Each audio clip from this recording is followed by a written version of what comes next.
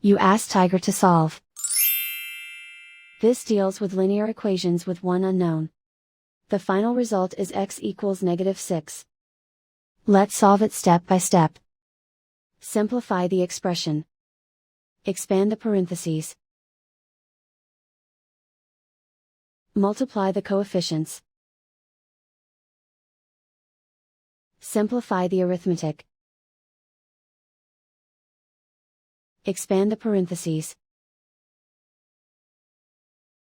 Simplify the arithmetic. Group all constants on the right side of the equation.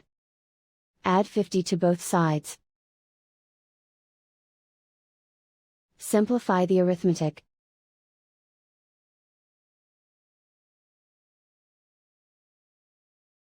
Isolate the x. Divide both sides by -11. Cancel out the negatives. Simplify the fraction.